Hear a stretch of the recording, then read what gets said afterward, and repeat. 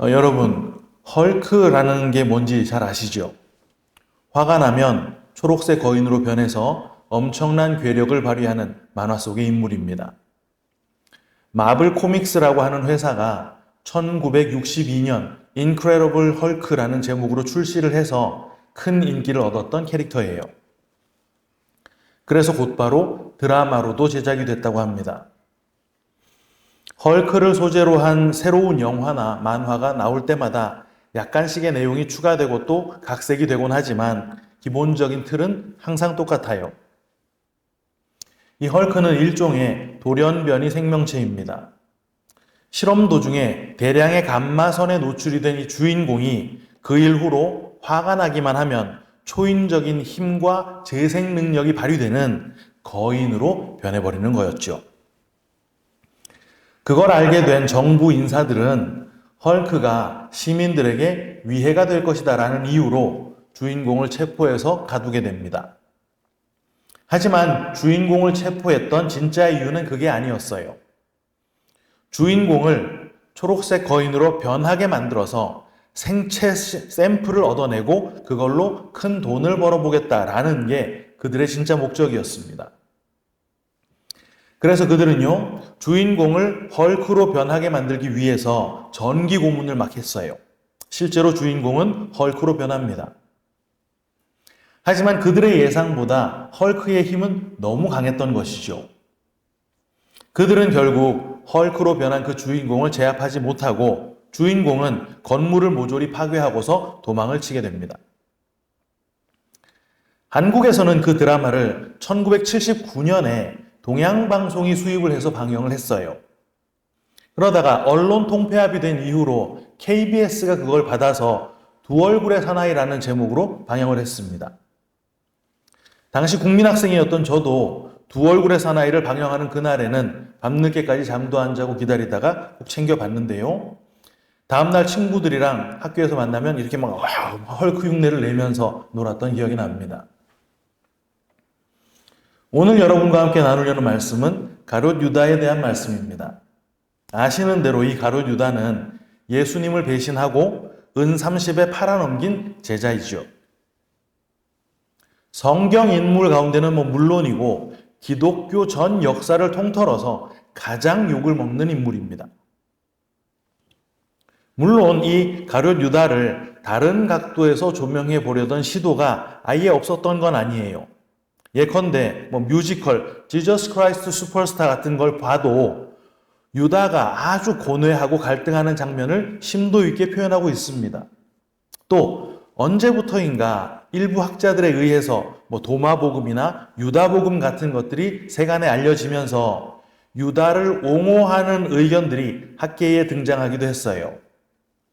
만약 유다가 예수님을 안 팔았다면 십자가가 어떻게 섰겠느냐라는 식의 접근으로 유다는 악역을 맡은 것일 뿐이다라는 접근입니다. 하지만 어떤 변명을 갖다 붙인다 하더라도 유다는 돈에 예수님을 판 사람이라고 하는 딱지를 뗄 수가 없어요. 미술계에서도 과거 성화가 그려지던 당시에 화가들은요, 예수님의 제자들을 그릴 때 가룟 유다는 반드시 예수님을 등지고 있는 구도로 그려야 했다더군요. 음악계에서도 마찬가지입니다. 예수님의 순환을 주제로 칸타타를 만들게 되면 유다를 표현하는 부분에서는 음산하고 어두운 분위기의 화성을 써야 되고요. 유다의 역할을 맡은 가수를 선발할 때는 톤이 따뜻하거나 장엄하고 웅장한 성량을 가진 가수를 뽑지 않았다고 합니다. 이 가룟 유다라고 하는 이름은 교회 안에서뿐만 아니라 세상 사람들도 다 아는 이름이에요. 말 그대로 배신의 아이콘입니다. 정치판에서도 누구누구는 현대판 유다다라는 식으로 당의 정책이나 성향에 반하는 배신자를 지탄할 때 이 유다라고 하는 이름을 끌어다 사용을 하곤 해요. 오늘 본문은 유다가 예수님을 팔려고 하는 생각을 처음 가지게 된 상황을 그리고 있습니다.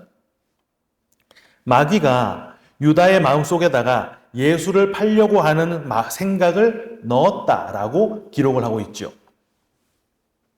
그런데 여러분, 마귀가 그 생각을 유다한테 딱 넣어줬을 때 마귀는 어떤 방식을 사용했을까요? 유다 귀에다가 너의 스승 예수를 팔아라. 어서 팔아라. 라는 식으로 무슨 환청처럼 말을 해서 유다가 이건 뭐지? 누가 예수님을 팔라고 하네? 이런 최면 같은 방식이었겠습니까? 아니면 공포영화 같은 데서 사람이 악령에 점점 장악을 당하는 것처럼 나 예수 안 팔래. 나 안 팔 거야. 이렇게 막 버티다가 결국에 마지막엔 벌벌 떨면서 나 예수 팔 거야. 팔아버릴 거야. 이런 식이었을까요? 사실 이런 방식이었을 가능성은 거의 없습니다. 만약 그런 방식이었다면 그건 마귀가 유다의 정신을 강제로 장악을 해서 그 장악한 정신으로 육체를 통제하는 방식이잖아요. 마치 군대 귀신 들린 사람처럼 됐을 거란 말입니다. 그럼 주변 사람들은 유다가 비정상적인 상태로구나 라는 걸 금방 눈치를 챘어야 했겠죠. 하지만 그 후로 가룟 유다를 이상하게 본 사람은 아무도 없었습니다. 그럼 마귀가 유다에게 생각을 넣어준 그 방식이 이런 빙의나 최면처럼 강압적으로 유다를 장악하는 방식이 아니었다면 다른 방식 뭐만 남겠습니까? 네, 유다가 동의할 만한 생각을 넣어주는 방법입니다. 분명 마귀가 넣어준 그 예수님을 팔아야 되겠다라고 하는 그 생각은 유다의 마음속에 목적의식으로 들어갔을 거란 말이에요. 좀 더 쉽게 말하자면 유다에게 예수를 필연적으로 팔아야만 하는 이유가 생긴 거란 말입니다. 그럼 도대체 그 이유는 뭐였을까요? 돈을 받고 팔았으니까 돈이 목적이었을까요? 그렇게 보긴 좀 어렵습니다. 만약 돈이 목적이었다면 유다가 예수님을 팔기로 하고 은 30을 받았을 때 그 목적은 이미 달성이 된 것이거든요. 그리고 실제 계약은 예수님을 넘겨주는 것이었으니까 입맞춤으로 예수를 넘긴 행위까지만 해도 유다는 그 계약을 완전히 이행한 것이니까. 유다는 그때부터는 뒤도 안 돌아보고 그냥 돈 들고 떠났으면 됐을 거란 말입니다. 그리고 그 돈이 고작 은 30이었다라는 것도 단순히 돈을 목적으로 했다라고 보기 어려운 이유예요. 은 30은 일반 노예 한 명의 몸값이라 그랬잖아요. 실제로 그렇게 큰 돈이 아닙니다. 예수님의 몸값을 은 자체의 금액으로 따져본다면 1세겔이 은 11.4g이거든요. 그래서 30세겔은 342g입니다.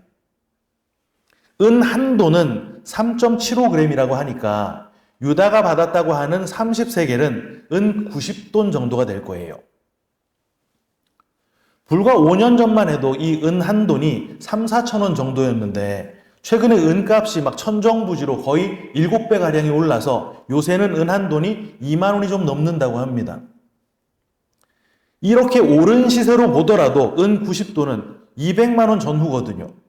여러분, 유다가 돈꾀를 맡은 제자였습니다. 돈 주머니에 들어있던 돈만 챙겨서 도망간다 그래도 그 정도는 넘었을 거란 말이에요. 그리고 정말 돈이 목적이었다면 그 돈을 성전에다가 내던지고 목매달아 죽을 이유도 없었겠죠. 그럼 도대체 유다가 예수님을 팔았던 이유는 뭐겠습니까? 다시 말해서 마귀가 유다의 마음속에 넣어줬다는 생각, 예수님을 팔아야겠다고 하는 그 생각은 무슨 생각이었을까요? 그걸 파악하기 위해서 가룟 유다에 대해 조금 자세히 들여다보겠습니다. 먼저 이 가룟이라는 말은 유다의 성이 아닙니다. 유대인들은 원래 성을 가지고 있지 않아요. 오늘날의 유대인들은 부모 세대가 대부분 긴 세월 동안 각국에 흩어져서 살던 디아스포라였기 때문에 자연스럽게 라스트 네임, 그 성을 가지게 됐지요. 하지만 원래 그들은 우리의 아버지는 한 분 하나님이야 라는 생각 때문에 이름에 성을 붙이지 않았습니다. 그래서 보통 유대인들의 이름 앞에 붙어 있는 것은 지명 이름이에요. 원체 같은 이름이 많다 보니까 아리마대 요셉, 막달라 마리아, 나사렛 예수, 뭐 이런 식으로 출신 지역을 이름 앞에 붙여놓은 것입니다. 그런데 가룟이라는 단어는 어떤 지방의 이름이 아닌 거예요. 학자들 중에 가룟이라는 말이 캐리옷이라고 하는 유대 남부 지역에 있는 동네다라고 주장하는 분들이 있지만 가룟의 원래 발음은 이스카리옷입니다. 캐리옷과는 철자 자체가 다른 단어예요. 이 가룟, 이스카리옷이라는 말은 암살자라는 의미를 가진 시카리오스에서 유래한 단어입니다. 그래서 학자들은 가룟이 당시 유대 지역에 산재돼 있었던 여러 독립운동 단체 중에 하나였을 것이다 라고 추정을 하고 있어요. 이 말은 가룟 유다가 로마 제국에 대항하는 비밀 단체에 가담을 해서 독립운동을 하던 사람이었다라는 말입니다. 이런 비밀 단체 활동을 하는 사람들은 자신들, 즉 선민인 유대인들이 이방인 로마의 압제에서 하루속히 벗어나는 것이 하나님의 영광을 드러내는 것이다 라는 생각을 하고 있었거든요. 그리고 선민인 우리가 그 압제를 벗어나기 위해서 벌이는 활동들이 하나님의 도우심을 이끌어낼 것이다 라는 소신도 있었어요. 그래서 그들은 암암리에 로마의 재력가들이나 로마 정치권에다가 줄을 대는 친로마 성향의 유대인들을 암살도 했죠. 그들 나름대로의 독립운동을 해나갔단 말입니다. 성경에 열심당원이라고 언급된 사람들이 바로 이 독립활동을 하던 사람들이었어요. 그들은 대부분이 애국자였고 그들의 모든 관심은 언제나 이스라엘의 독립에 맞춰져 있었습니다. 가룟 유다가 애당초 예수님을 따르게 된 이유가 바로 그거였죠. 당시 모든 유대인들이 오매불만 기다리고 있었던 존재가 뭡니까? 메시아였지 않아요. 이스라엘을 로마에서 구해낼 메시아였는데 예수라고 하는 인물이 나타난 것입니다. 그리고는 지금까지 그 누구도 하지 못했던 어마어마한 기적들을 척척 막 해내는 거예요. 그때까지 웬만큼 사람들을 선동하고 웬만큼 기대를 받았던 사람들은 종종 있어 왔습니다. 하지만 이건 아예 레벨이 다른 거예요. 설교만 했다 하면 수천 명이 깜짝 놀라고 막 감동을 받습니다. 병자를 고치는데 문둥병자, 맹인, 안증뱅이 막 이런 천형처럼 여기고 있었던 병들도 다 고쳐버리는 거예요. 죽은 사람도 살려내버립니다. 사람들 사이에서는 이제 예수님의 인기가 점점 높아져 가는 것이죠. 심지어는 떡 5개, 물고기 2마리 가지고 수천 명을 한 방에 먹이시는데 들뜬 민중들이 예수님을 왕으로 삼으려고 난리가 나버렸습니다. 온 이스라엘이 그야말로 예수님을 메시아로 확신을 한 거예요. 그때 가룟 유다 딱 한 사람만 에이 아니야, 저 예수는 메시아일 수 없어 이랬겠습니까? 그럴 리가 없잖아요. 유다도 역시 예수님을 성경이 예언한 메시아로 확신을 하고 있었단 말입니다. 무슨 말입니까? 유다가 예수님을 따랐던 이유는 예수님의 힘을 이용해서 유다 자신의 목적 무엇입니까? 이스라엘의 독립을 이루기 위함이었다는 말이에요. 동시에 그건 다른 사도들의 목적이기도 했습니다. 야고보와 요한은 엄마를 동원해서 예수님에게 청탁을 하기도 했죠. 뭘 청탁했습니까? 예수님이 권력을 딱 잡았을 때 가장 높은 자리, 예수님의 좌우편 자리를 약속해달라고 그랬습니다. 다른 사도들은 그 얘기 들었을 때 덤덤해했습니까? 아니죠.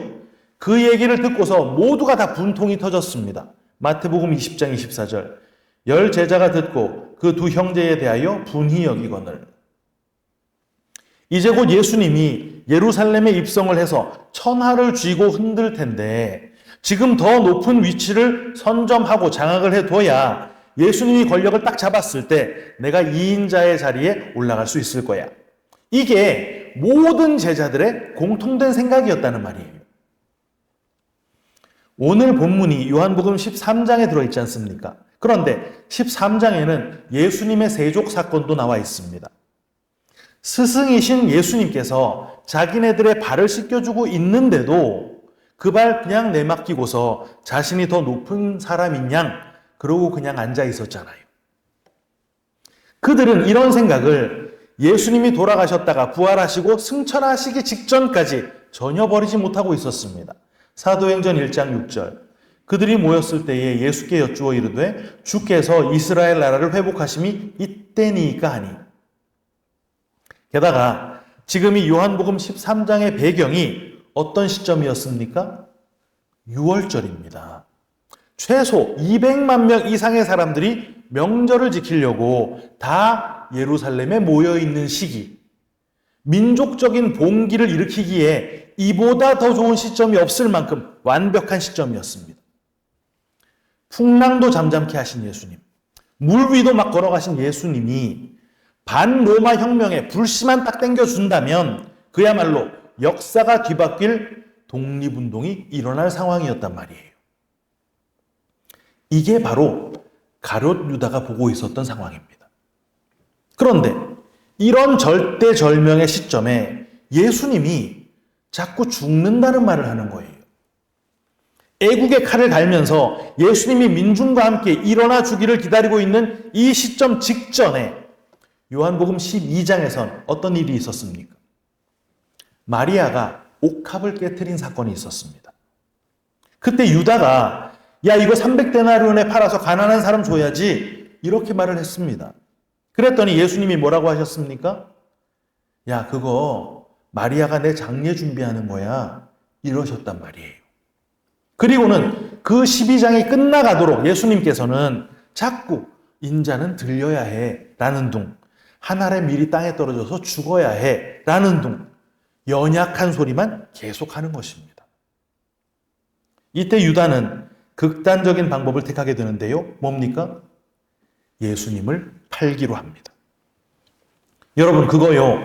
유다가 단순히 은 30냥이 탐나서 그런 거 아닙니다. 앞서 말씀드린 것처럼 은 30세겔은 그렇게 큰 돈이 아니에요. 실제로 유다는 그 돈 챙겨서 도망가지도 않았고 예수님을 유대인들에게 넘긴 후에도 굳이 예수님이 어떻게 되는가 보려고 재판의 장소까지 따라갔습니다. 지금 유다가 무슨 일을 하고 있는 것이겠습니까?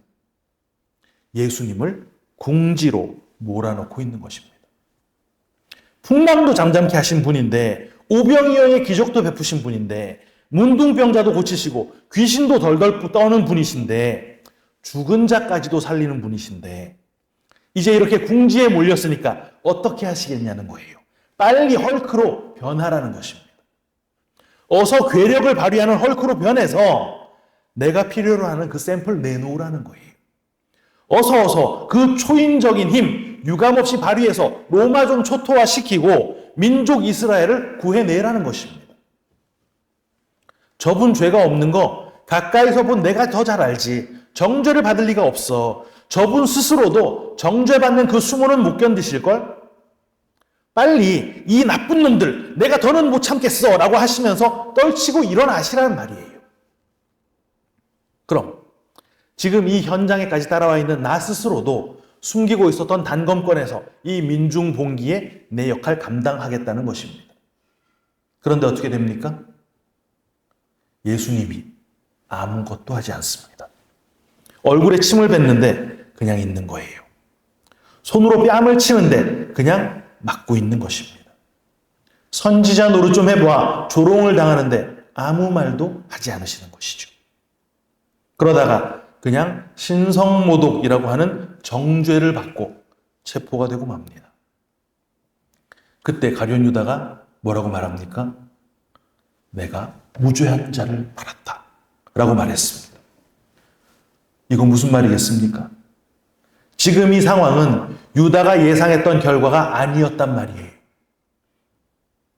그때 유다는 바리새인들을 찾아가서 받았던 그 은 30을 던져버리고서 죄책감에 목을 매달아 버렸죠. 여러분, 가룟 유다와 똑같은 이런 일들을 오늘날 교회에서 성도들에게 계속 부추기고 가르치고 행하고 있다는 거 아십니까? 주님을 계속 궁지로 몰아세우라는 것입니다. 어떻게? 기도해서, 간구해서 열심을 다해서 그렇게 하라고 합니다. 때때로 거액을 헌금하기도 하고 하나님이 감동하실 만큼 열심도 내고 주께서 들어주지 않을 수 없도록 금식하고 작정기도 하고 보좌 흔드는 기도하고 강청기도 해서 결국 궁지로 몰린 하나님이 우리 의도대로 움직여 주시도록 하라는 거예요.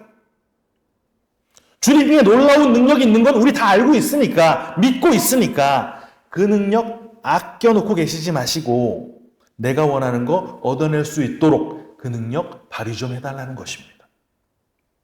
오늘 본문에 그런 생각 누가 넣어줬다고 합니까? 마귀가 넣어줬다고 하잖아요. 본문 2절. 마귀가 벌써 시몬의 아들 가룟 유다의 마음에 예수를 팔려는 생각을 넣었더니. 여러분, 우리가 우리 목적을 정해놓고 그 목적을 달성하기 위해서 주님을 충동질하고 궁지로 모는 그 생각이 자칫 투철한 믿음으로, 남다른 열심으로, 기특한 행동으로 보일지 몰라도 그게 사실은요, 마귀가 우리 마음에 넣어주는 예수님을 팔으라고 하는 생각인 것입니다. 생각을 해보세요. 하나님이 우리들의 그런 협박성 기도에 흔들리실 분입니까? 자기밖에 모르는 죄인의 뜻에 좌지우지 당하실까요? 그럴 수는 없단 말입니다. 하나님은 결국 하나님의 뜻을 이루시는 거예요. 어떻게 됩니까? 내 목적과는 전혀 다르게 정죄를 받으시고 내 바램과는 전혀 다르게 채찍을 맞으시고 결국 십자가를 지시더라는 것이죠. 평소 수준을 초월해버리는 헐크가 되기는커녕 매맞고 조롱당하고 침뱉음을 당해서 결국 십자가에 못 박혀 죽으시더라는 말입니다. 아, 유다 나쁜 놈. 내가 그때 있었으면 나 예수 안 팔았을 텐데. 그렇습니까? 그렇지 않습니다. 성경은 지금 내 원함과 내 바램과 내 목적이 최우선이라서 예수조차도 내 목적을 이루는 데 사용하려고 하는 우리가 바로 예수를 팔아넘긴 자다라는 걸 고발하고 있는 것입니다. 나 때문에, 내가 주님을 팔았기 때문에, 내가 주님을 넘겼기 때문에 예수님이 정죄를 받은 거라고 말하고 있는 거예요. 그럼 이제 우리는 뭘 어떻게 해야 합니까? 자기 의도와는 전혀 다른 방향으로 일이 흘러버렸을 때 유다는 깔끔하고 남자답게 내가 벌인 일 내가 처리한다라는 식으로 자기 스스로에게 벌을 내렸습니다. 자기 스스로 목숨을 끊어버렸어요. 여러분, 그 당당함, 그 남자다움, 그 책임감이 바로 유다가 택함받지 못했다는 증거입니다. 베드로는 어땠습니까? 베드로도 역시 열심당원이었습니다. 예수님이 잡히시기 얼마 전에 이제는 검 없는 자는 검을 가져라 라고 말씀을 하셨더니 칼 두 자루를 막 쓱 꺼내놓았죠. 여기 있습니다. 그랬던 독립운동가였단 말이에요.